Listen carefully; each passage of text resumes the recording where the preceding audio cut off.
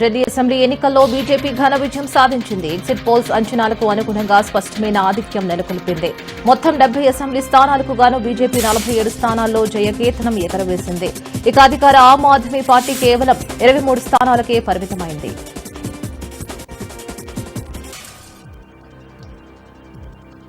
ఆప్ ముఖ్య నేతలను సైతం బీజేపీ అభ్యర్థులు చిత్తుగా ఓడించారు. న్యూఢిల్లీలో ఆప్ చీఫ్ అరవింద్ కేజ్రీవాల్, ఢిల్లీ మాజీ డిప్యూటీ సీఎం మనీష్ సిసోడియా, అలాగే సత్యేంద్ర జైన్ తదితర కీలక నేతలు ఘోర పరాభవాన్ని మూటగట్టుకున్నారు.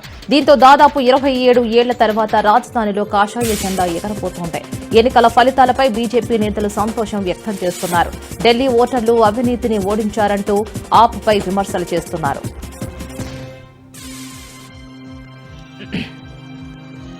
అధికార ఆమ్ ఆద్మీ పార్టీని ఓడించడం ద్వారా కాషాయ దళం ఢిల్లీ గద్దెనెక్కబోతోంది. దీనిపై ప్రధానమంత్రి నరేంద్ర మోదీ స్పందించారు. మానవ శక్తిని మించింది లేదు అంటూ బీజేపీ శ్రేణుల కృషిని కొనియాడారు. అభివృద్ధి గెలిచింది, సుపరిపాలన నెగ్గింది అంటూ ట్వీట్ చేశారు. బీజేపీకి చారిత్రాత్మక విజయం అందించిన ఢిల్లీ సోదర సోదరీమణులందరికీ అభినందనాలు, శుభాకాంక్షలు తెలుపుతున్నామని అన్నారు. ఇచ్చిన అన్ని హామీలు అమలు చేసి ఢిల్లీ సమగ్రాభివృద్ధికి పాటుపడతామని హామీ ఇచ్చారు.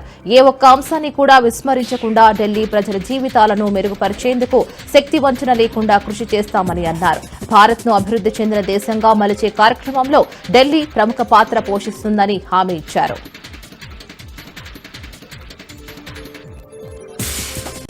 ఢిల్లీ అసెంబ్లీ ఎన్నికల ఫలితాల్లో ఆప్ ఓటమి ఖరారైంది. దేశ రాజధానిలో బీజేపీ ప్రభుత్వం ఏర్పాటు కాబోతోంది. ఈ నేపథ్యంలో ఢిల్లీ లెఫ్టినెంట్ గవర్నర్ వీకే సక్సేనా కీలక ఆదేశాలు జారీ చేశారు. ఢిల్లీ సెక్రటేరియట్ ను సీజ్ చేయాలని ఆదేశించారు. ఆప్ ఓడిపోతున్న క్రమంలో సెక్రటేరియట్లోని కీలక ఫైళ్లు తరలించపోకుండా ఉండేందుకు ఆయన ఈ ఆదేశాలు జారీ చేశారు. ఆయన ఆదేశాలతో సెక్రటేరియట్ ను జీఏడీ సీజ్ చేసింది. ఘోర పరాజయంపై కేజ్రీవాల్ తొలిసారిగా స్పందించారు. ప్రజల తీర్పును వినమ్రంగా అంగీకరిస్తున్నామని, ప్రజా నిర్ణయాన్ని శిరసా వహిస్తామని తెలిపారు. ఎన్నికల్లో విజయం అందుకున్న బీజేపీకి అభినందనలని తెలిపారు. ఇక ప్రజాసేవ కోసమే రాజకీయాల్లోకి వచ్చానని, ఈ ఫలితాలతో తన స్ఫూర్తి దెబ్బతింటుందని భావించడం లేదని స్పష్టం చేశారు. అసెంబ్లీ ఎన్నికల్లో గట్టిగా పోరాడిన ఆమ్ ఆద్మీ పార్టీ నేతలకు, కార్యకర్తలకు ధన్యవాదాలు తెలుపుతున్నానని కేజ్రీవాల్ వివరించారు. గత 10 ఏళ్లలో ఢిల్లీలో త్రాగునీరు, విద్యుత్ సహా అనేక రంగాల్లో గణనీయమైన మార్పులు తీసుకువచ్చామని వెల్లడించారు. ఎన్నికల్లో ఓడిపోయినా ప్రజలు వెంటనే ఉంటామని పేర్కొన్నారు. ఢిల్లీ ఎన్నికల ఫలితాల ట్రెండ్పై బీఆర్ఎస్ వర్కింగ్ ప్రెసిడెంట్ కేటీఆర్ స్పందించారు. కాంగ్రెస్ ఎంపీ రాహుల్ గాంధీని ఎద్దేవా చేస్తూ పోస్టు పెట్టారు. బీజేపీని మరోసారి గెలిపించినందుకు రాహుల్ గాంధీకి అభినందనలు అంటూ కేటీఆర్ ట్వీట్ చేశారు. దీనికి 2024లో ఓ మీడియా సంస్థకు ఇచ్చిన ఇంటర్వ్యూ వీడియోను కేటీఆర్ జత చేశారు. దేశంలో మోదీకి అత్యంత నమ్మకమైన కార్యకర్త ఎవరైనా ఉన్నారు అంటే అది రాహుల్ గాంధీనే అంటూ కేటీఆర్ వ్యాఖ్యానించారు.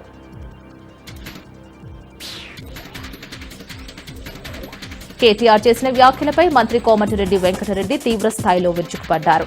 తాము కాంగ్రెస్ పార్టీ సమర యోధులమని, తాము ఎప్పుడూ ఓటమిని అంగీకరించబోమని కోమటిరెడ్డి అన్నారు. తెలంగాణ మాదిరే తాము ఎప్పుడూ పుంజుకుంటామని చెప్పారు. పార్లమెంటు ఎన్నికల్లో బీజేపీకి 8 సీట్లు గిఫ్ట్ గా ఇచ్చి మీ సొంత పార్టీకి 0 సీట్లను తెచ్చుకున్న మిమ్మల్ని అభినందిస్తున్నానని తెలిపారు. తెలంగాణలో బీజేపీ ఎదుగుదలకు ఎవరైనా కారకులైతే అది ముమ్మాటికి బీఆర్ఎస్ పార్టీనేనని అన్నారు.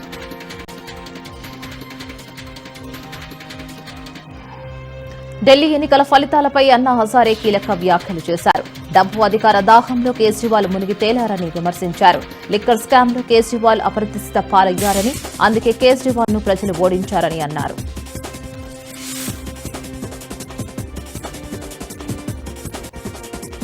ఢిల్లీ ఫలితాలపై కేంద్ర మంత్రి బండి సంజయ్ స్పందించారు. ఢిల్లీ ప్రజలు చీపురుతో ఆప్ను ఓట్చేశారని అన్నారు. కుంభకోణాలు, జైలు పార్టీలు ప్రజలు వద్దనని అనుకున్నారని అన్నారు. ఇక ఢిల్లీలో కాషాయ జెండా ఎగురుతుందని ముందే ఊహించామని అన్నారు. ప్రజాస్వామ్య పాలనను ఢిల్లీ ప్రజలు కోరుకుంటున్నారని అన్నారు. తెలంగాణలో కూడా అధికారంలోకి వస్తామని బండి సంజయ్ ధీమా వ్యక్తం చేశారు.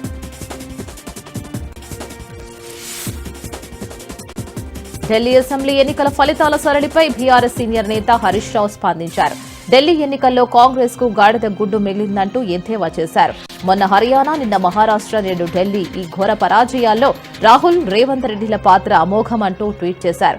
ఇక ఇక్కడ హామీలు అమలు చేయకుండా ఇతర రాష్ట్రాల ప్రచారం చేసుకున్నంత మాత్రాన ఓట్లు పడతాయా అని ప్రశ్నించారు. మీరు గ్యారంటీల నిజస్వరూపం దేశవ్యాప్తంగా బట్టబయలైందని, ఢిల్లీ ఎన్నికల్లో లబ్ధి పొందేందుకు ఆఘమాఘం చేసిన కులగణన బెడిసికొట్టిందని అన్నారు. ఇప్పటికైనా తప్పులు ఒప్పుకొని ప్రజలకు క్షమాపణ చెప్పి కులగణనను మళ్లీ నిర్వహించాలని, అన్ని కులాలకు సమాన న్యాయం జరిగేలా చూడాలని హరీష్ రావు సూచించారు. ఢిల్లీలో అవినీతికి వ్యతిరేకంగా పుట్టిన పార్టీ ఆమ్ ఆద్మీ పార్టీయే అవినీతిలో కూరుకుపోయిందని బీజేపీ నాయకురాలు మాధవీలత అన్నారు. ఢిల్లీలో 3 దశాబ్దాల తర్వాత బీజేపీ ప్రభుత్వం ఏర్పాటు కాబోతుందని అన్నారు ఆమె. కాంగ్రెస్ పార్టీ చేసిన కులగణన తప్పుల తడక అని ఆరోపించారు. ముస్లింలను బీసీలలో కలిపి చూపడం దుర్మార్గమని అన్నారు. తెలంగాణలో రాబోయే 3 ఎమ్మెల్సీ స్థానాల ఎన్నికల్లో తాము విజయం సాధిస్తామని ధీమా వ్యక్తం చేశారు.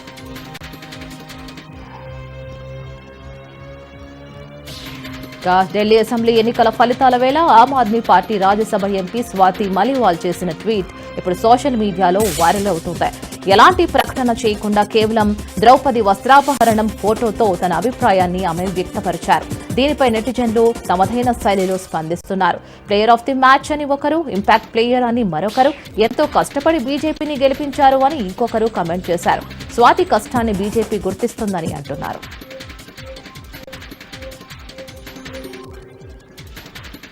ఢిల్లీ ఎన్నికల ఫలితాలు తెలంగాణ ముఖ్యమంత్రి రేవంత్ రెడ్డికి పెద్ద గుణపాఠమేనని బీజేపీ ఎంపీ రఘునందన్ రావు అన్నారు. రాబోయే రోజుల్లో తెలంగాణలో బీజేపీ దమ్ము ఏంటో తెలుస్తుందని చెప్పారు. ఢిల్లీ ఎన్నికల ఫలితాలు తెలంగాణ లోకల్ బాడీ ఎన్నికల్లో పునరావృతమవుతాయని ధీమా వ్యక్తం చేశారు. ఢిల్లీ అసెంబ్లీ ఎన్నికల్లో రాహుల్ గాంధీకి గాడిద గుడ్డు వచ్చిందని ఎద్దేవా చేశారు.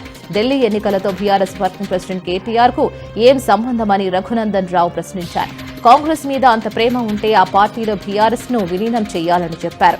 కేటీఆర్ కు అంత దమ్ముంటే 76 అసెంబ్లీ, 12 పార్లమెంటు నియోజకవర్గాల పరిధిలో జరుగుతున్న ఎమ్మెల్సీ ఎన్నికల్లో ఎందుకు పోటీ చేయడం లేదని ప్రశ్నించారు.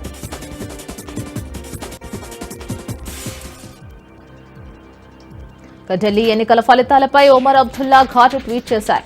ఇండియా కూటమిపై జమ్మూ కాశ్మీర్ సీఎం విమర్శలు గుప్పించారు. మనం కొడితే ఫలితాలు ఇలానే వస్తాయని అన్నారు. ఇంకా కోట్లాడుకోండి, ఇంకా దారుణ ఫలితాలు చూస్తారని ఎద్దేవా చేశారు. రామాయణం వీడియోని షేర్ చేశారు ఒమర్ అబ్దుల్లా.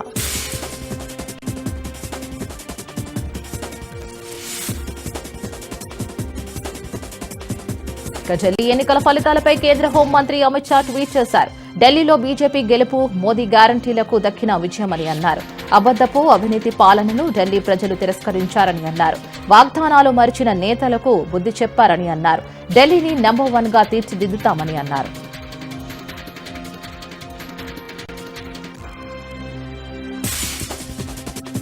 ఢిల్లీ అసెంబ్లీ ఎన్నికల్లో బీజేపీ ఘన విజయం సాధించడంతో విజయవాడలోని బీజేపీ కార్యాలయం వద్ద జరిగిన కార్యకర్తల సంబరాలు జరుపుకుంటున్నారు. 27 ఏళ్ల తర్వాత ఢిల్లీ పీఠం కైవసం చేసుకోవడంపై ఆనందం వ్యక్తం చేశారు. బాణాసంచా కాల్చి మిఠాయిలు పంచుకున్నారు. ఢిల్లీ గడ్డ బీజేపీ అడ్డా అంటూ నినాదాలు చేశారు. గత ప్రభుత్వం అవినీతి అక్రమాల ఆరోపణలు ఎదుర్కోవడంతో ఆమ్ ఆద్మీ పార్టీని ప్రజలు ఓడించారని బీజేపీ జిల్లా అధ్యక్షుడు అడ్డూరి శ్రీరామ్ అన్నారు.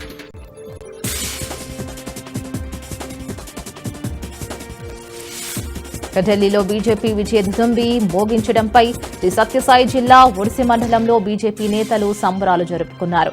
బాణాసంచా కాల్చి మిఠాయిలు పంచుకొని చిందులు తొక్కుతూ వేడుకలు చేసుకుంటున్నారు. ఊహించని విజయాన్ని అందించిన ఢిల్లీ ప్రజలకు ధన్యవాదాలు తెలిపారు. రాబో రోజుల్లో ఆంధ్రప్రదేశ్లోనూ బీజేపీ విజయ డంకం మోగిస్తుందని ధీమా వ్యక్తం చేశారు.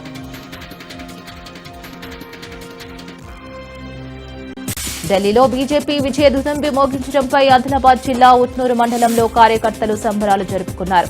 బాణాసంచా కాల్చి మిఠాయిలు పంచుకొని వేడుకలు చేసుకున్నారు. ఈ విజయోత్సవ సంబరాల్లో రాష్ట్ర నాయకులు రితేష్ రాథోడ్, బీజేపీ నాయకులు పాల్గొన్నారు.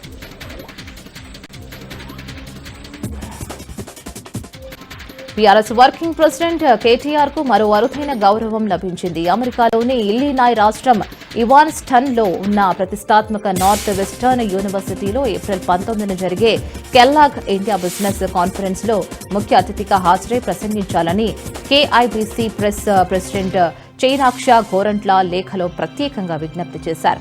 తెలంగాణ ఐటీ పరిశ్రమల శాఖ మంత్రిగా కేటీఆర్ 10 ఏళ్లలో రాష్ట్రాన్ని పారిశ్రామిక రంగంలో అగ్రగామిగా తీర్చిదిద్దిన తీరు ఎంతో స్ఫూర్తిదాయకమని ఈ సందర్భంగా ప్రశంసించారు.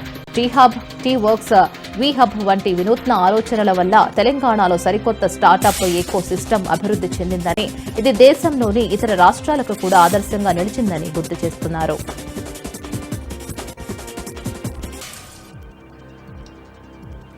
తెలంగాణ భవన్లో సిర్పూర్ కాగజ్ నగర్ బీఆర్ఎస్ కార్యకర్తల ఆత్మీయ సమావేశం జరిగింది. ఈ సమావేశానికి కేటీఆర్ ముఖ్య అతిథిగా హాజరయ్యారు. కాంగ్రెస్ ప్రభుత్వంపై ప్రజలు చాలా కోపంగా ఉన్నారని అన్నారు. పార్టీ నేతలు, కార్యకర్తలు ప్రజల్లోకి వెడితే ప్రజలు కొడతారని అన్నారు కేటీఆర్. సెక్యూరిటీ లేకుండా సీఎం రేవంత్ బయట తిరిగే పరిస్థితి లేదని అన్నారు కేటీఆర్. ఇక రేవంత్ రెడ్డి ప్రభుత్వం కేవలం మాటలకే కానీ చేతల ప్రభుత్వం కాదని అన్నారు కేటీఆర్. తెలంగాణ నలుమూలలా కాంగ్రెస్ పార్టీకి తీవ్ర వ్యతిరేకత నెలకొందని అన్నారు. పాలమూరు, రంగారెడ్డి ఎత్తిపోతల పథకానికి జాతీయ హోదా ఇవ్వలేమని కేంద్రం చెప్పినా కాంగ్రెస్, బీజేపీ ఎంపీలు నోరు మెదపలేదని ఫైర్ అయ్యారు.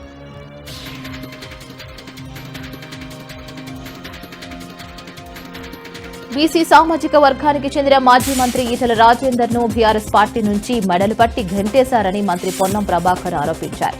ప్రస్తుతం బీఆర్ఎస్ పార్టీలో బీసీలకు ఏమైనా ముఖ్యమైన పదవులు ఉన్నాయా అని ప్రశ్నించారు. హన్మకొండ జిల్లా ముల్ఖానూరులో పెద్దమ్మ తల్లి విగ్రహ ప్రతిష్టాపన కార్యక్రమంలో మంత్రి పాల్గొని అమ్మవారికి ప్రత్యేక పూజలు నిర్వహించారు. రాష్ట్ర ప్రభుత్వం చేపట్టిన కులగణనపై కొన్ని వర్గాలు అనవసరమైన ఆరోపణలు చేస్తున్నాయని విమర్శించారు. బీఆర్ఎస్ హయాంలో బీసీల అభివృద్ధికి నిధులు కేటాయించలేదని, తమ ప్రభుత్వం పారదర్శకంగా కులగణన నిర్వహిస్తోందని స్పష్టం చేశారు.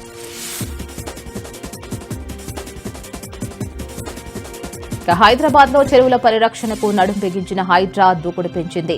తాజాగా మహేశ్వరంలోని తుక్కుగూడ మున్సిపాలిటీలో సూరం చెరువును సమీపంలో ఉన్న అక్రమ నిర్మాణాలను కూల్చివేసింది.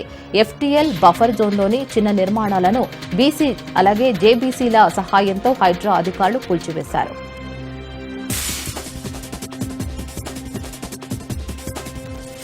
శ్రీ సత్యసాయి జిల్లా కదిరిలో ప్రజా ఫిర్యాదుల పరిష్కారంపై ఆర్ఎండి బంగ్లాలో ఎమ్మెల్యే కందికుంట వెంకటప్రసాద్ ప్రజా దర్బార్ నిర్వహించారు. పేదల భూములను బలవంతంగా లాక్కున్న పెత్తందారులపై క్రిమినల్ కేసులు పెట్టి తక్షణమే చట్టపరమైన చర్యలు తీసుకోవాలంటూ అధికారులను ఆదేశించారు. ప్రజల నుంచి అందిన ఫిర్యాదులపై అక్కడికక్కడే అధికారులతో మాట్లాడి పరిష్కారం చూపుతున్నామని అన్నారు.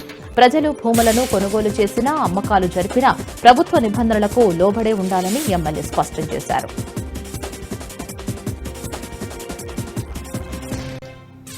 గత ప్రభుత్వం రాక్షస పాలన చేసిందని, దానికి ప్రజలు చరమగీతం పాడారని కోవూరు ఎమ్మెల్యే వేమిరెడ్డి ప్రశాంత్ రెడ్డి అన్నారు. పాటూరు గ్రామంలో పలు అభివృద్ధి కార్యక్రమాలకు ఆమె శంకుస్థాపన చేశారు. మరి ఈ సందర్భంగా పాటూరు గ్రామాన్ని అభివృద్ధి పథంలో నడుపుతామని హామీ ఇచ్చారు. అభివృద్ధి సంక్షేమ సమపాలనలో జరుగుతుందని అన్నారు. ఈ ప్రభుత్వంలో 15వ ఆర్థిక సంఘం నిధులు ప్రభుత్వం విడుదల చేయడంతో గ్రామ ప్రజలు, సర్పంచులకు సేవ చేసుకునే అవకాశం దొరికిందని అన్నారు.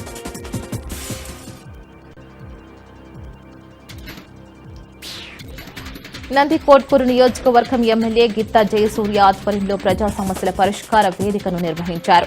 ప్రజా సమస్యలు పరిష్కరించేందుకే ఈ ప్రజా వేదిక నిర్వహించామని ఎమ్మెల్యే అన్నారు. ప్రతి శనివారం ప్రజల దగ్గర నుంచి అర్జీలు సేకరించి పరిష్కరించేందుకు కృషి చేస్తామని అన్నారు.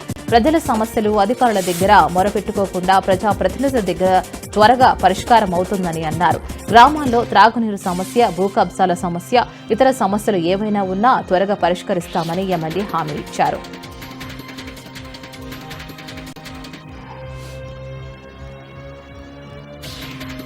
నంద్యాల జిల్లా శ్రీశైలం మండలంలో పోలీసులు వాహన తనిఖీలు నిర్వహించారు.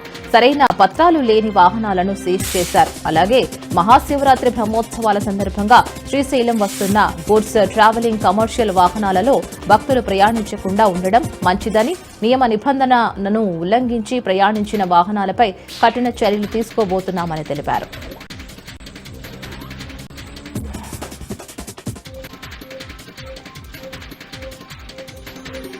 వివేక హత్య కేసులో డ్రైవర్ దస్తగిరి ఫిర్యాదుపై విచారణ జరుగుతోంది. ఈ క్రమంలోనే ప్రత్యేకాధికారి రాహుల్ శ్రీరామ ఎదుట విచారణకు జైలు సూపరింటెండెంట్ ప్రకాష్, దేవిరెడ్డి, చైతన్యారెడ్డి హాజరయ్యారు. 2023 అక్టోబర్ కర్పాస్ సెంట్రల్ జైల్లో ఉన్న సమయంలో దస్తగిరిని ప్రలోభాలకు గురిచేసి బెదిరించిన కేసుపై ప్రత్యేకాధికారి రాహుల్ విచారణ సాగిస్తున్నారు.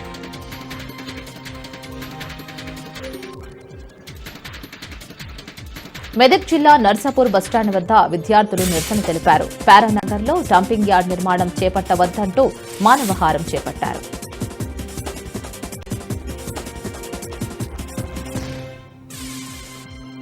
శ్రీ సత్యసాయి జిల్లా పుట్టపర్తి మున్సిపాలిటీలోని ఏనుమనపల్లిలోని రహదారులపై మురుగు ఏరులై పారుతోంది. సైడ్ కాలువలు లేకపోవడంతో రోడ్లపైనే నీటిని పోస్తున్నారు ప్రజలు. రోడ్లపై నీరు పారుతూ ఉండడంతో దోమలు అధికమై రోగాల బారిన పడుతున్నారు. ప్రధాన రహదారులు పాచి పట్టడంతో కింద పడి పిల్లలు కాళ్లు చేతులు విరగొట్టుకుంటున్నారని తల్లిదండ్రులు వాపోతున్నారు. అధికారులకు ఎన్నిసార్లు మొరపెట్టుకున్నా పట్టించుకోవడం లేదంటూ ఆవేదన వ్యక్తం చేస్తున్నారు. రోడ్లపైన నీరు పోయకుండా సైడు కాలువలు ఏర్పాటు చేయాలని కోరుతున్నారు. సమస్య పరిష్కారం చేయకపోతే ఆందోళన ఉధృతం చేస్తామని హెచ్చరిస్తున్నారు. తెలంగాణ ప్రభుత్వం ప్రవేశపెట్టిన దర్శిని కార్యక్రమంలో భాగంగా విద్యార్థులను పాఠశాల దాటి బాహ్య ప్రాంతాలను దర్శించి ఆ నాలెడ్జ్ ని పెంచుకునే విధంగా కార్యక్రమాన్ని రూపొందించారు.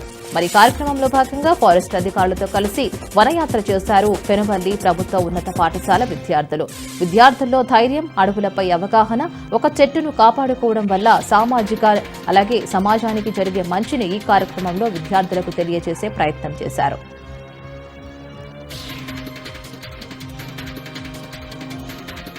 తిరుమల శ్రీవారిని ఏపీబీసీ సంక్షేమ శాఖ మంత్రి సవిత సందర్శించుకున్నారు. ఉదయం వీఐపీ విరామం సమయంలో స్వామివారి సేవలో పాల్గొని మొక్కులు చెల్లించుకున్నారు.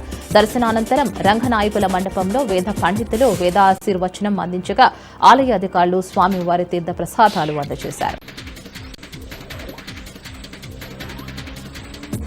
భారతదేశంలోనే ప్రముఖ నవరాసింహ క్షేత్రాలు ఒకటైన అంతర్వేదిలో కీలక అపురూప ఘట్టం ఆవిష్కృతమైంది.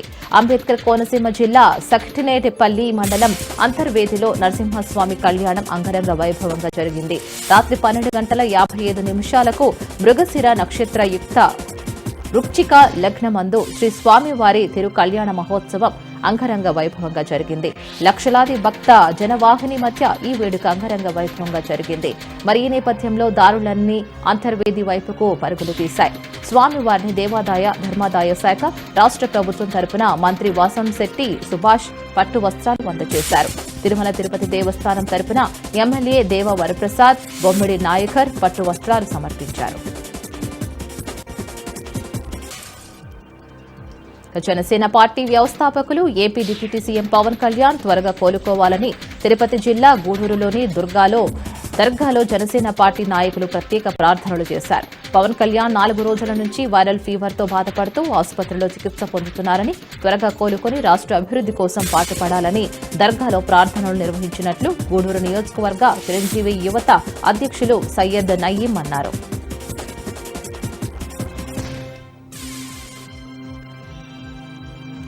సికింద్రాబాద్ ఉజ్జయిని మహంకాళి దేవాలయంలో కోటి కుంకుమార్చన కార్యక్రమం ప్రారంభమైంది. ఈ కార్యక్రమానికి ఎమ్మెల్యే తలసాని శ్రీనివాస్ యాదవ్ శ్రీకారం చుట్టారు. జ్యోతి ప్రజ్వలన చేసి అమ్మవారికి ప్రత్యేక పూజలు నిర్వహించారు. అమ్మవారి ఆశీస్సులతో ప్రజలంతా సుఖ సంతోషాలతో ఉండాలని వేడుకున్నట్లు తెలిపారు.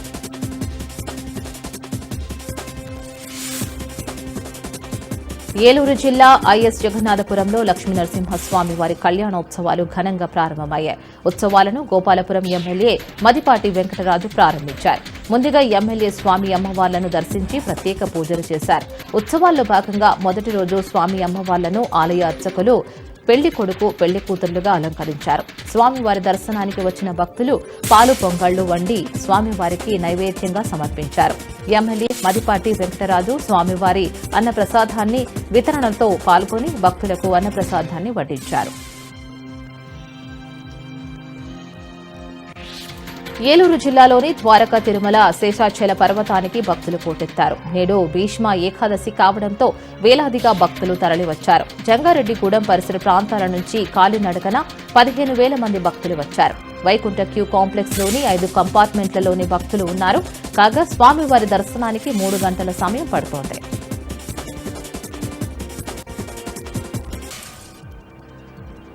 యాదగిరిగుట్ట శ్రీ లక్ష్మీనరసింహస్వామి వారిని హైకోర్టు ప్రధాన న్యాయమూర్తి సుజయ్ పాల్ దర్శించుకున్నారు. ఆలయాధికారులు సుజయ్ పాల్ కు పూర్ణకుంభంతో స్వాగతం పలికారు. ఆలయంలో ప్రధాన న్యాయమూర్తికి వారి కుటుంబ సభ్యులకు స్వామివారి అంతరాలయంలో అర్చనలు, ప్రత్యేక పూజలు చేశారు. అనంతరం స్వామివారి చిత్రపటాన్ని అందించారు.